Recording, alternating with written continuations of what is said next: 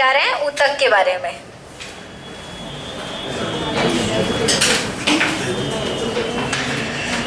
Cell complete हो गया था। सेल के बाद हमने बताया था आपको बहुत सारी चीज़ें सेल के बाद पढ़ाई भी हैं, जेनेटिक वगैरह, साइंटिफिक नेम वगैरह। हमने ये भी बताया था सेल जब पढ़ा रहे थे तो ये बताया था कि सेल से क्या बनता है, आपका टिश्यू बनता है।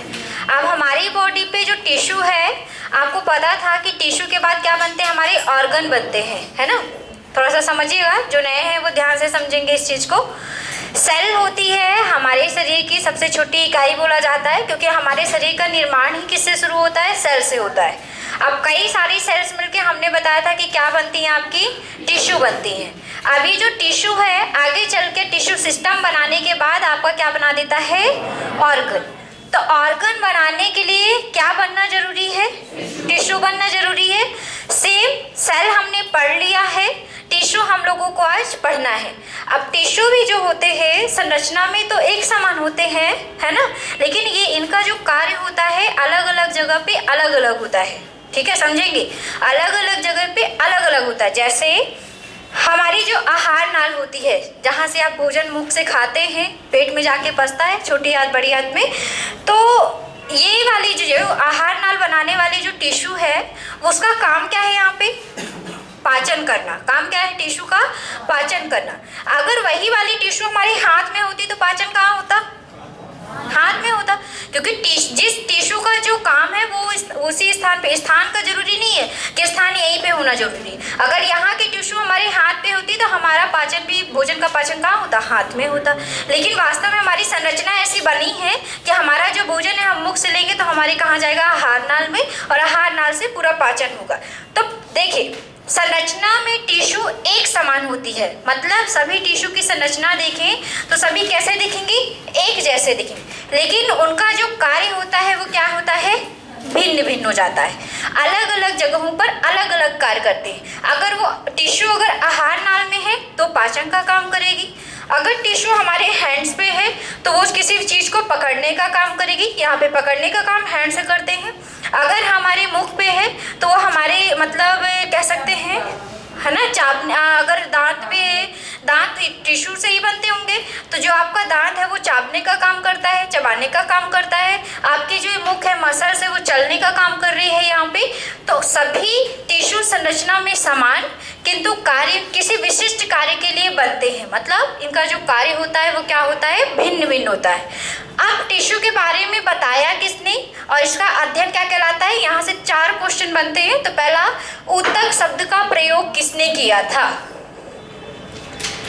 पहले तो ये पता करते हैं कि ऊतक शब्द का प्रयोग किसने किया था। तो याद रखेंगे ऊतक शब्द का प्रयोग फ्रैंक वाइस जेवियर विचार्ट ने किया था। ये एक ही वैज्ञानिक का नाम है, ठीक, क्या नाम है, ऊतक शब्द का सर्वप्रथम प्रयोग फ्रैंक वाइस जेवियर विचार्ट ने किया था। ऊतकों का जो अध्ययन है उसको कहते हैं हिस्टोलॉजी। ये बहुत ज्यादा पेपर में आता है, तो याद रखेंगे जिसमें ऊतकों का अध्ययन करते हैं वो विज्ञान क्या कहलाता है, हिस्टोलॉजी। और इस हिस्टोलॉजी शब्द का प्रयोग किसने किया था, मायर ने। किसने किया था इस हिस्टोलॉजी शब्द का प्रयोग। देखिए अगर हिंदी में पूछता है कि ऊतक शब्द का प्रयोग, टिश्यू शब्द का प्रयोग किसने किया, तो फ्रैंक वाइस जेवियर विचार्ट। लेकिन अगर ये पूछता है कि हिस्टोलॉजी शब्द का प्रयोग किसने किया, तो मायर। दोनों अलग अलग हैं, ठीक। और हिस्टोलॉजी होती क्या है, ऐसा विज्ञान जिसके अंतर्गत हम ऊतकों का अध्ययन करते हैं, क्या कहलाता है, हिस्टोलॉजी। अब एक क्वेश्चन और आता है कि ऊतक विज्ञान का जनक किसको कहते हैं। शायद ये हम लिखा भी चुके हैं, बताइए, फादर ऑफ हिस्टोलॉजी बताओ, लिखाया है, नहीं लिखाया है। इसके जो आपके जनक माने जाते हैं मार्सेलो मेलपिघी है, मार्सेलो मेलपिघी, ठीक। तो यहाँ पे 3 वैज्ञानिक के नाम आपको याद करने हैं। पहला, ऊतक शब्द का प्रयोग किया फ्रैंक वाइस जेवियर विचार्ट ने। ऊतकों का अध्ययन हिस्टोलॉजी कहलाता है, और ये हिस्टोलॉजी वर्ड किसने दिया, मायर ने दिया। दूसरा, आपको ऊतक विज्ञान का जनक किसको माना जाता है, तो याद रखेंगे मार्सेलो मेलपिघी को माना जाता है। वैसे ऊतक के प्रकार की बात करें तो ऊतक मुख्यतः 4 प्रकार के होते हैं। हम ज़्यादातर बुक में किसी में 6 दिया रहता है, वो भी सही है, 4 दिया है वो भी सही है। आपको ये नहीं पूछा होगा कि ऊतक कितने प्रकार के होंगे, ये नहीं पूछता, उसके अंदर की चीज़। वैसे अगर हम पढ़ना चाहें तो हम 6 प्रकार भी आपको बता सकते हैं, लेकिन वास्तव में होते कितने प्रकार के हैं? 4 प्रकार के। चलिए समझते कौन कौन से। 6 की अगर हम नाम बताएं आपको तो 6 कैसे हो जाएंगे? पहला तो आपका होता है उपकला ऊतक, दूसरा है आपका संयोजी ऊतक, अभी लिखना नहीं है, केवल समझना है, ठीक है। तीसरा है आपका संवाहनी ऊतक, चौथा है आपका कंकाल ऊतक, पांचवा है आपका क्या बोलेंगे उसको, मसल्स को, पेशी ऊतक, और एक और है आपका तंत्रिका ऊतक। देखिए अलग अलग जगहों में पाए जाने के कारण, अलग अलग प्रकार के कार्यों के कारण ये अलग अलग नाम दिए गए। अब ध्यान से समझेंगे आप 2 चीजें, जो आपका संयोजी है और आपका जो संवहनी है, ये एक प्रकार के ही ऊतक है। जैसे संयोजी को कहते हैं कनेक्टिव टिश्यू, इंग्लिश में कहते हैं कनेक्टिव। कनेक्ट करने का मतलब क्या हुआ? जोड़ना, किसी चीज को जोड़ना। अब यहाँ पे किसी चीज से नहीं, हमारे शरीर को जो भी टिश्यू एक अंग से दूसरे अंग से या पूरे शरीर को जो जोड़ता है टिश्यू, वो किसके अंतर्गत आएगा? संयोजी, कनेक्टिव टिश्यू के अंतर्गत। जैसे एग्जाम्पल, हाथ पे ये मतलब और कुछ और यहाँ पे भी जैसे समझिएगा, सुनिए, जैसे कंकाल, जैसे ये है आपका कंकाल। कंकाल क्या करता है? पूरे शरीर का निर्माण करने का कार्य करता है। कंकाल हमारे शरीर का आधार है। क्या है? हमारे शरीर का आधार है। वो कंकाल ना हो तो हमारा शरीर, मांसल अगर बचेगा तो मांसल कहीं पे खड़ा नहीं हो सकता जब तक कंकाल ना हो। तो कंकाल क्या हो गया? पूरी बॉडी को जोड़ रहा है। ये वाला हाथ का ये वाला भाग इस हाथ से जुड़ा है, ये वाला यहाँ से जुड़ा है ना, ये सर जो है इससे जुड़ा है, पैर हमारा इससे जुड़ा है। वो क्यों हो रहा है? क्योंकि कंकाल क्या है? एक दूसरे को जोड़कर रखे हुए। सबको पता है 2 चीजें, 2 ऊतक के नाम आपको पता होंगे, लिगामेंट और एक होता है टेंडन। सबने सुन के रखा है लिगामेंट और टेंडन। लिगामेंट जो होता है हमारे कंकाल को कंकाल से जोड़ने, अस्थि को अस्थि से, हड्डी को हड्डी से जोड़ने का काम करता है। और जो टेंडन होता है वो हड्डियों को पेशियों से जोड़ने का। पेशी अलग है, कंकाल अलग है, समझिएगा। कंकाल कठोर होता है लेकिन पेशी लचीली मुलायम होती है। हम पेशियों के कारण अपने हाथ को ऐसे हिला रहे हैं, लेकिन अगर हम यहाँ की बात करें, इस वाले हैंड की यहाँ की बात करें, तो क्या हम इसको मोड़ सकते हैं? नहीं, क्योंकि यहाँ पे पेशी आपकी उपस्थित नहीं है, यहाँ पे किसी प्रकार का लिगामेंट उपस्थित नहीं है। इस कारण से इस भाग को हम नहीं मोड़ सकते, क्योंकि कठोर है। कंकाल क्या है? कठोर। यहाँ पे क्यों मोड़ रहे हैं? क्योंकि एक संधि भी है। आप लोग ज्वाइंट पढ़ेंगे, जब हम आपको कंकाल पढ़ाएंगे तो ज्वाइंट बताएंगे आपको।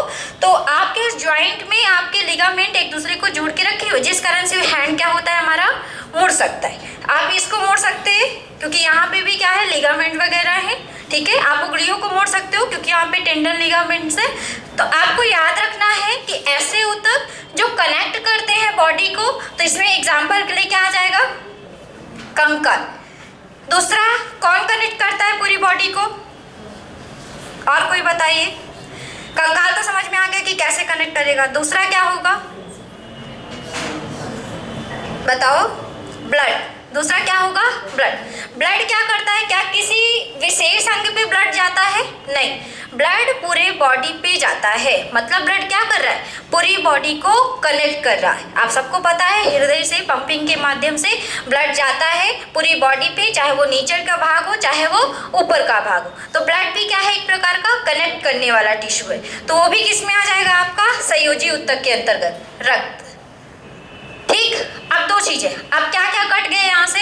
कंकाल भी कट गया। संवाहनी क्यों कटेगा? क्योंकि संवहन करने का काम किसका है? चलने का काम किसका है? रक्त का। तो ये भी कट गया। तो अब कितने बचे आपके? 4 बचे। बच गए ना 4। इसलिए बोला जाता है, किसी किसी बुक में आप पढ़ते हैं तो ऊतक के 4 प्रकार दिए रहते हैं। वो क्यों दिए रहते हैं ये आपको हमने बता दिया, क्योंकि आप लोग बुक पढ़ते हैं तो बहुत कंफ्यूज होते हो, आप लोग होते हो ना। तो याद रखेंगे कि वो क्यों ऐसा दिया है, क्योंकि संवाहनी ऊतक भी संयोजी के अंतर्गत आता है, कंकाल ऊतक भी किसके अंतर्गत आता है, संयोजी। ठीक है ना। अब इसको थोड़ा सा लिख लेते हैं, फिर एक एक करके उसको पढ़ते हैं।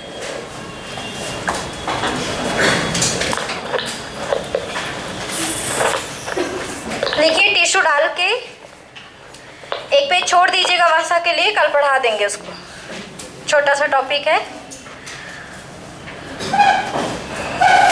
लिखेंगे कोशिकाओं का ऐसा समूह, ऊतक के बारे में लिखना है।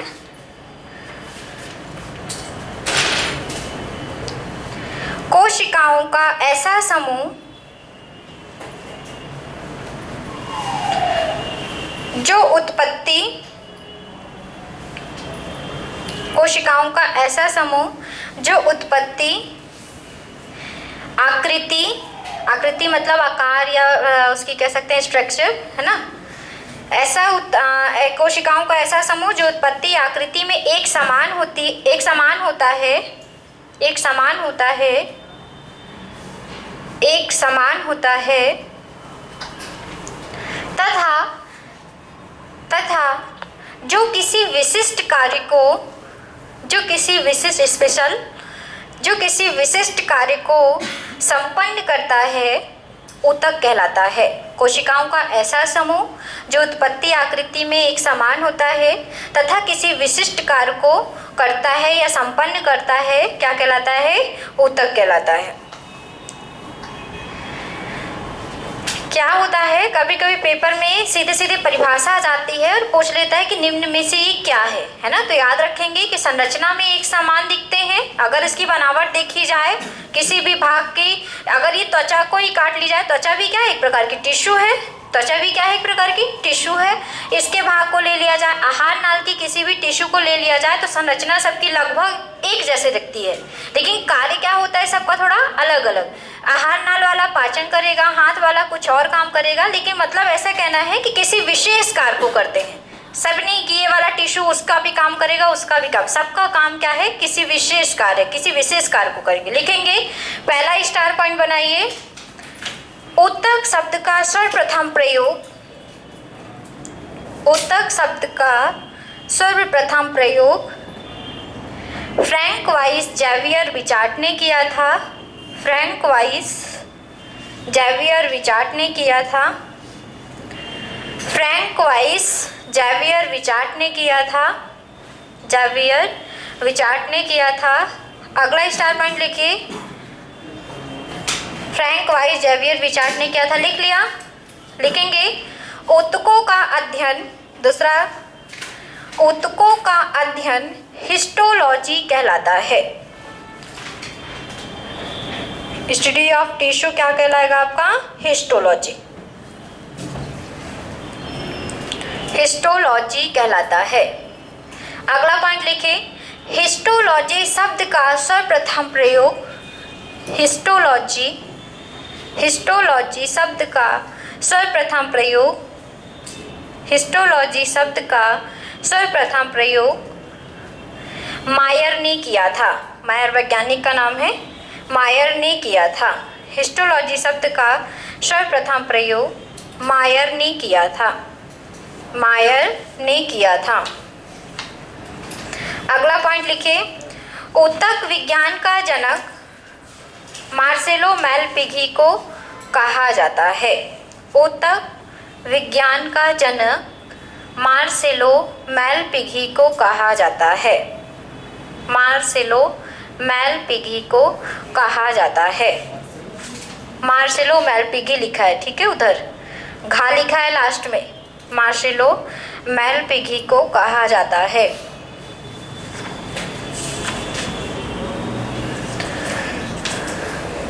चलिए आप लिखिए ऊतक के प्रकार, ऊतक के प्रकार।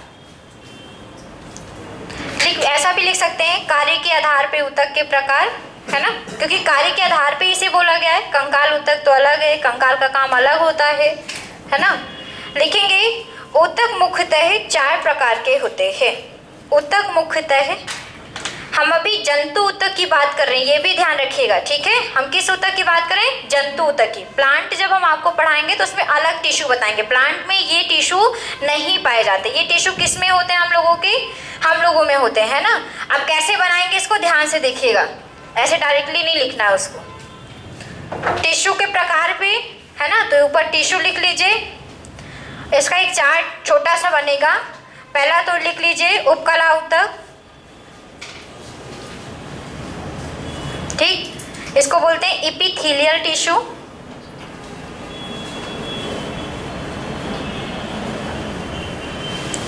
इसको बोलते हैं एपिथेलियल टिश्यू।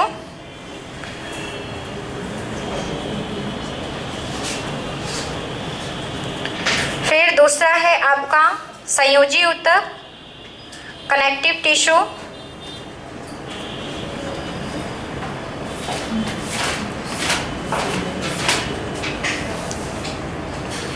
तीसरा है आपका, इसके दो लिख लीजिए पहले, इसके भी दो हैं क्योंकि फिर यहाँ पे समझना आसान नहीं होता।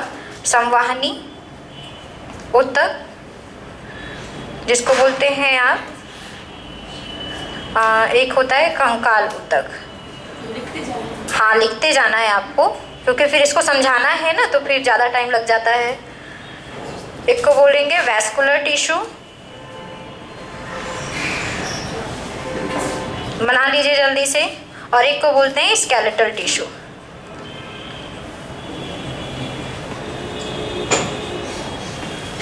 फिर है आपका, ये हो जाने के बाद आपका आएगा पेशी ऊतक।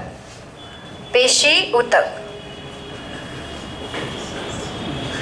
Muscular tissue. और एक लास्ट है आपका तंत्रिका ऊतक, नर्वस टिश्यू।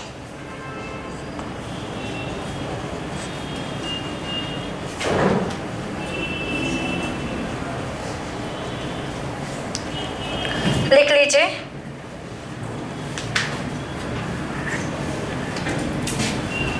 नर्वस है, गलत हो गया है।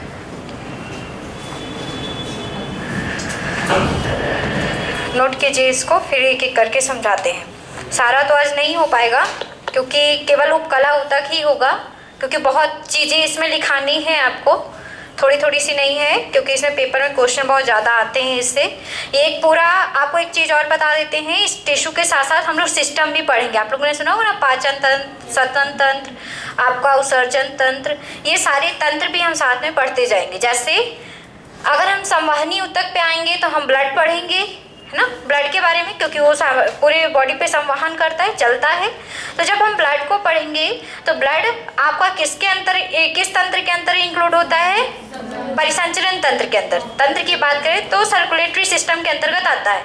तो हम उसके साथ साथ में क्या पढ़ लेंगे? आपका परिसंचरण तंत्र भी पढ़ लेंगे, है ना, जिसके अंतर्गत आप हृदय भी पढ़ लोगे और ये धमनी, सिरा, ये जो आता है पेपर में, वो भी पढ़ लोगे।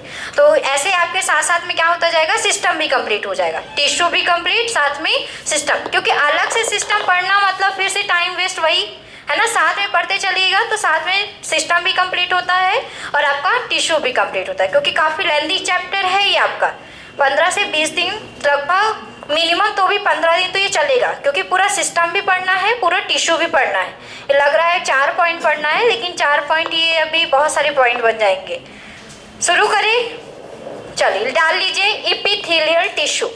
एपिथेलियल टिश्यू पहला डालेंगे, एपिथेलियल टिश्यू। एपिथेलियल या उपकला ऊतक। उपकला ऊतक क्या है? उपकला ऊतक बताइए थोड़ा सा अपने शब्दों में। उपकला ऊतक जो ऐसे ऊतक जो हमारे शरीर के आंतरिक भागों तथा बाह्य भागों में भी पाए जाते हैं। जैसे त्वचा क्या है? ऊपरी भाग है, बाह्य भाग है। तो यहाँ पे भी जो टिश्यू उपस्थित है वो कौन से वाले टिश्यू होंगे? उपकला। ना आपके संयोजी, ना आपके पेशी, ना आपके तंत्रिका, केवल कौन सी ऊतक होगी? हमारी उपकला। जैसे हमारी आहार नाल हो गई, तो आहार नाल में जो ऊतक होगी वो संयोजी नहीं होती, ना ही पेशी होती और ना ही तंत्रिका, उपकला ऊतक होती है। क्योंकि उपकला ऊतक के काम ही है हमारे श्वसन में, हमारे पाचन में, हमारे अवशोषण में, हमारे उत्सर्जन में सहायता करना। तो पाचन कहाँ होता है? आहार नाल में। मतलब उपकला ऊतक हमारे कहाँ प्रेजेंट होगी? आहार नाल। तो आहार नाल क्या है? हमारा आंतरिक भाग है। हमारी स्किन है ना, सुरक्षा करने का काम करती है हमारी बॉडी को। तो स्किन में भी कौन सी किस प्रकार की ऊतक होगी? उपकला ऊतक। तो याद रखेंगे, उपकला ऊतक ऐसे ऊतक होते हैं जो शरीर के बाहरी भाग तथा आंतरिक भाग दोनों में उपस्थित होते हैं। क्या कहलाते हैं? उपकला ऊतक। उपकला ऊतक का कार्य क्या है ये भी सुन लीजिए। अवशोषण, सुरक्षा, श्वसन, आपका उत्सर्जन, पाचन, इन सभी के कार्य में क्या करते हैं? ये सहायता करते हैं। अब जो उपकला ऊतक होते हैं, जैसे पेपर में क्वेश्चन पूछा जाता है कि त्वचा की जो एपिडर्मिस होती है, जैसे आप समझिएगा थोड़ा सा यहाँ पे एक चीज, जब भ्रूण बनता है मतलब बच्चा बनने की पहली प्राथमिक जो स्तर होती है बच्चा बनने के पहले, है ना, जब ओवम और स्पर्म क्रिया करके आपका बनाते हैं जाइगोट। क्या बनता है? ओवम और स्पर्म क्रिया करके क्या बनाते हैं? जाइगोट, एक अंडेनुमा संरचना। अब जब ये अंडेनुमा संरचना धीरे धीरे बच्चे के रूप में परिवर्तित होती है, तो जब पहला स्टेज होता है उसका, कह सकते हैं पहला महीना, दूसरा महीना, उस टाइम पे, तो यहाँ पे 3 लेयर बनती है। इस अंडे में कितनी लेयर बनती है? 3 लेयर। पहली जो ऊपरी परत होती है उसको कहते हैं एक्टोडर्म। उसके बीच की जो परत होती है वो क्या कहलाती है? मेसोडर्म। और उसकी अंतः परत जो होती है वो क्या कहलाती है? एंडोडर्म। तो याद रखेंगे ये भ्रूण की प्राथमिक 3 परतें होती हैं और इन्हीं परतों से हमारे बॉडी के इन सभी पार्ट का निर्माण होता है। आगे चल के हम बोल रहे हैं ना सेल, ये जाइगोट क्या है? एक प्रकार का सेल, ये एक कोशिका है ना। स्पर्म और ओवम के मिलने के बाद एक जाइगोट बनता है जिसको आप एक सेल भी कह सकते हो। अब ये सेल खंडित होगी, विभाजित होगी तो कई सारी सेल बनाएगी, फिर टिश्यू। तो लेकिन इस सेल को बनने के पहले इसमें 3 परतें बनती हैं। कौन कौन सी? एक्टोडर्म, मेसोडर्म और आपकी एंडोडर्म। पेपर में पूछा भी जाता है कि भ्रूण की बाहरी स्तर की परत को क्या कहते हैं। तो याद रखेंगे, बाहरी स्तर की एक्टोडर्म, मध्य परत को मेसोडर्म और अंतः परत को एंडोडर्म। अब पेपर में क्वेश्चन ये होता है कि त्वचा की जो एपिडर्मिस होती है, मतलब त्वचा की जो बाहर लेयर होती है, वो किस परत की बनी होती है? बताइए, बाह्य परत किस, मतलब यहाँ पे किस परत की? एक्टोडर्मिस से कि मेसोडर्मिस से कि एंडोडर्मिस से? एक्टोडर्मिस से। ठीक है, याद रखेंगे त्वचा की जो एपिडर्मिस या बाह्य परत है वो किससे बनी होती है? एक्टोडर्म। अगर पूछ ले कि आहार नाल, जो हमारा आहार नाल है, मुख से लेके आपकी बड़ी आंत तक का पूरा भाग, इसको हम आहार नाल कहते हैं, तो आहार नाल किससे बना होगा? एंडोडर्म से, क्योंकि निचली परत है ये, है ना। मेसोडर्म आपका ब्लड, जो आपका ब्लड है ये वाला संयोजी ऊतक में जो आएगा, संवाहनी में ब्लड, वो ब्लड किस ऊतक का बना होता है? किस परत से? मेसोडर्म। पेपर में क्वेश्चन कई बार आता है, बहुत लोगों को ये चीज़ पता नहीं होती कि क्वेश्चन कहाँ से आता है। कुछ लोग तो कहते हैं कहाँ से आया, पढ़ा नहीं। तो ध्यान से सुनिएगा, ये परत वाले क्वेश्चन हर साल जब भी पेपर होता है, चाहे वो SSC का हो चाहे आपके कांस्टेबल का हो, हर साल एक परत का क्वेश्चन बायो से जरूर आता है। ठीक है ना। अगर किसी ऐसा सब्जेक्ट जिसमें आपका अलग से बायो रहता है 10 नंबर का भी, तो उसमें परत से संबंधित क्वेश्चन जरूर आता है कि पेशी ऊतक किस परत से बना है, आपका ब्लड जो है किस परत से बना है। तो ऐसे ही आपको याद रखना है। चलिए थोड़ा सा लिखते हैं, फिर उपकला के प्रकार पे आते हैं। डालिए उपकला ऊतक, डाल के लिखिए उपकला। रुकिएगा थोड़ा सा, लिखेंगे प्राणियों के शरीर के, प्राणी मतलब हम लोग, प्राणियों के शरीर की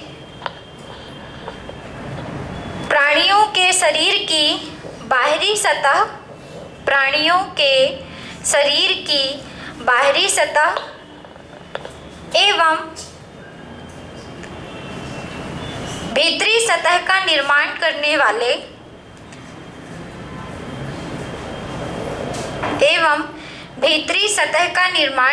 वाले ऊतक को उपकला ऊतक कहते हैं। उपकला ऊतक कहते हैं।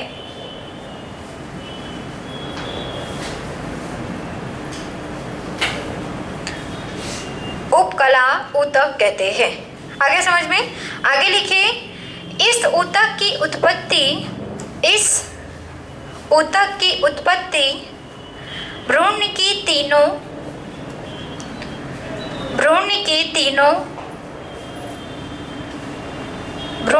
तीनों प्राथमिक जनन स्तर।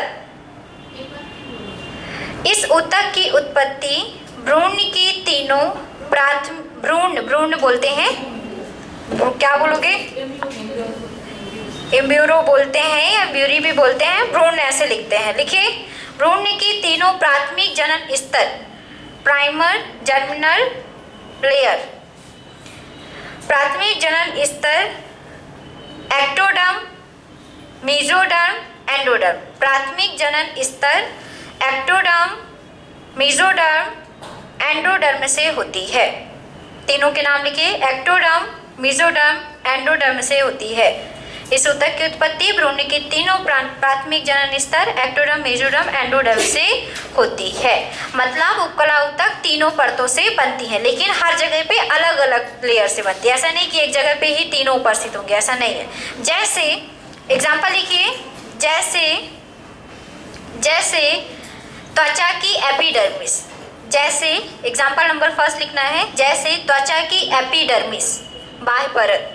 त्वचा की एपिडर्मिस, बाह्य परत बोलते हैं एपिडर्मिस को। त्वचा की एपिडर्मिस। एपिडर्मिस लिखने के बाद डैश करके क्या लिखेंगे, एक्टोडर्म, ठीक है ना। डैश करके उसके सामने लिखेंगे एक्टोडर्म। त्वचा की एपिडर्मिस लिख के डैश करके लिखेंगे एक्टोडर्म। इसका कहने का मतलब ये है कि त्वचा की जो एपिडर्मिस होती है किस परत से बनती है, एक्टोडर्म से। क्लियर हो गया ना। क्वेश्चन आ जाए तो गलत नहीं कर दीजिएगा। सेकेंड एग्जाम्पल लिखिए, आहार नाल, एलिमेंट्री कैनाल। लिखिए आहार नाल। दूसरा एग्जाम्पल है आहार नाल, एलिमेंट्री कैनाल बोलते हैं। डैश करके क्या लिखेंगे, एंडोडर्म, एंडोडर्म, ठीक है। आहार नाल किस परत से बनी होगी, एंडोडर्म, ठीक। ब्लड भी लिखना चाहते हैं तो लिख लीजिए, रक्त किससे बनी होगी, मेसोडर्म से, ठीक। वो तो हो गया, जब रक्त पढ़ाएंगे तो उसमें सब कुछ लिखाएंगे ही, लेकिन अभी के लिए लिख लीजिए। लिखिए उपकला ऊतक, अगली लाइन से लिखिए। एग्जाम्पल खत्म हो गए, अब लिखिए अगली लाइन से। उपकला ऊतक शरीर में सुरक्षा, उपकला ऊतक शरीर में सुरक्षा, कॉमा श्वसन। उपकला ऊतक शरीर में सुरक्षा, कॉमा श्वसन, कॉमा पाचन, कॉमा अवशोषण,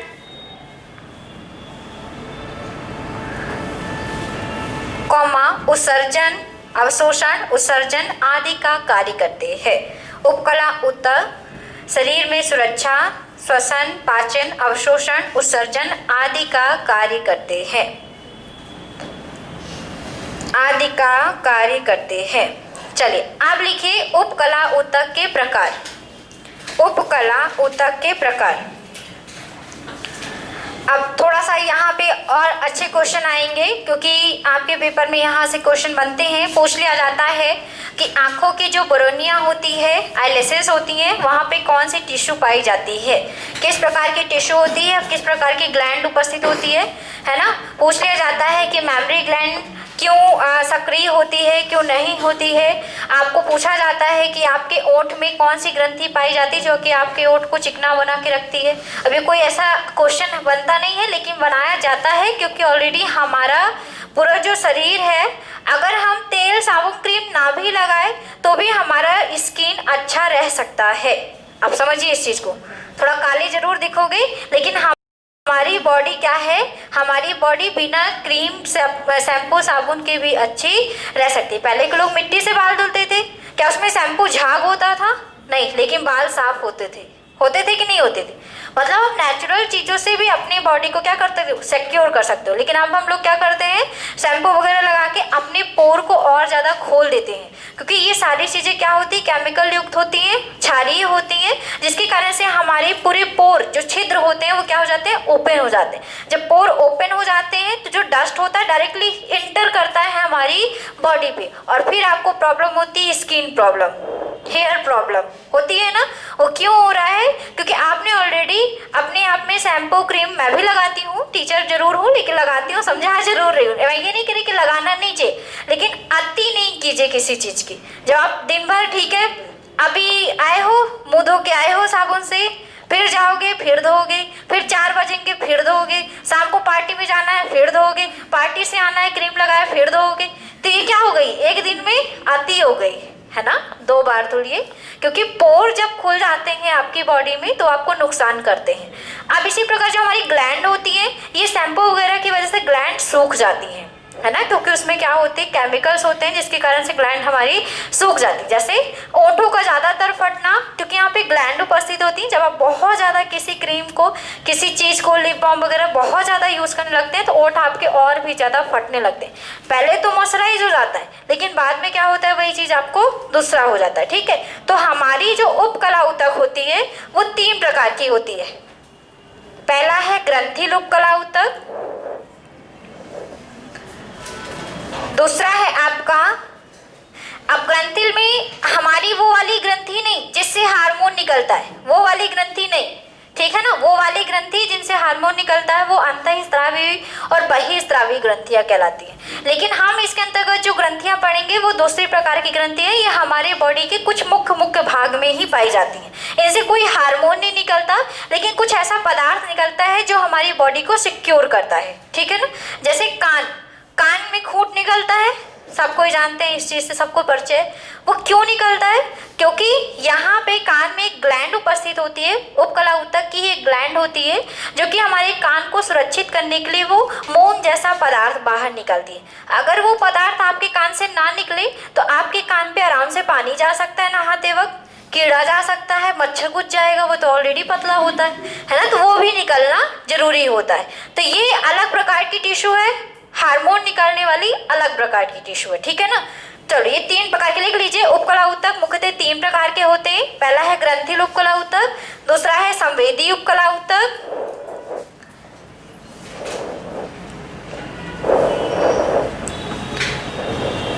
और तीसरा है जनन उपकला ऊतक।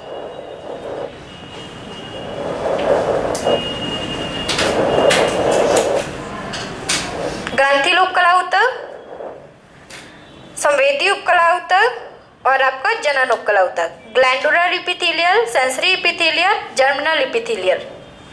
क्यों शुभम, लिख लिया? ग्रंथिल को बोलते हैं ग्लैंडुलर इपिथेलियल टिश्यू, संवेदी को बोलते हैं सेंसरी इपिथेलियल टिश्यू और जनन को बोलते हैं जर्मिनल इपिथेलियल टिश्यू। ठीक, अब ये टिश्यू आज हम बिल्कुल भी नहीं पढ़ाएंगे क्योंकि कंप्लीट नहीं हो पाएगा। कल की क्लास में कोई भी बंक नहीं करेगा, क्योंकि मैं कल की क्लास को दूसरे दिन बिल्कुल भी नहीं समझाऊंगी।